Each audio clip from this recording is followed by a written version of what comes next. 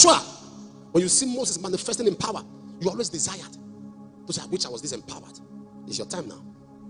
Moses, my servant, is dead. It is now your time. It is now your time. The ball is in your court. The battle is in your hand. It's time. This is a new generation that God is raising up. This is a new generation, a new breed that God has picked and found worthy and picked out. He picked you out of your father's house. He picked you out of the place where you've been. And this time around, he wants to use you as an internal excellency, a joy to many generations, a new breed.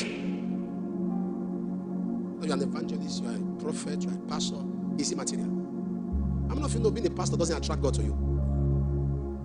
No, it's being a Christian that attracts God to you. Being a pastor doesn't attract God to you. It doesn't mean anything to God. It's being a Christian that attracts God to you. Not being an apostle. You know, sometimes when we carry titles like want to intimidate God. Apostle, prophet. No, senior apostle. Senior prophet. Right reverend, left reverend, center reverend. Doesn't mean it's being a Christian that attracts God to you, not being a pastor. Anybody can be a pastor. Have you not seen people who are traditional people and they put evangelists? Today, people are so distracted. Their eyes have left the goal, and they're now producing people in church like them. The church has become a place of distraction. Somebody met a pastor and said to the pastor, he said, I came to tell you that today's my last, next Sunday rather, is my last Sunday in the church. The pastor said, I don't understand. He said, yeah, it's my last Sunday. When you are preaching the gospel, I'll see some people typing and texting with their phone. Some are receiving call. Some are doing so many distractions. He said, no, I don't want to stay here. Next Sunday is my last service. I'm not coming again. The pastor said, okay. At least you still have one more Sunday.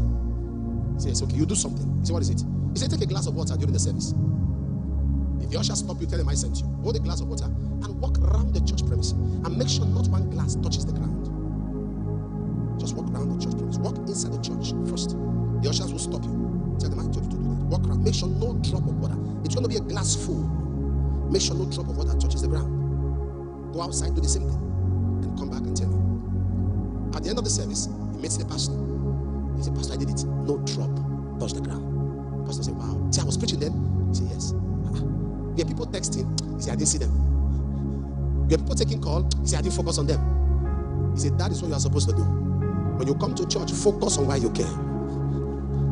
He said, you did what you did. You didn't focus on those who were texting, who were calling, who were doing things. He said, you have been too distracted. You notice everything happening. Anytime you are noticing what people are doing in church, it's because you are distracted. So you notice this one, they're after me, they gossip me, they're against me, they're attacking me. How did you see them? How did you notice them? Focus!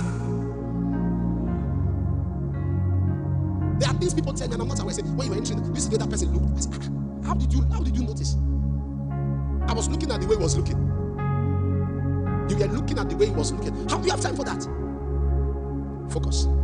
We are a distracted generation. God said arise. God said arise. There are people that will do everything. You know, people came to John the Baptist and told John the Baptist that Jesus is getting more people baptized than him. They came to tell John that the people are going to Jesus.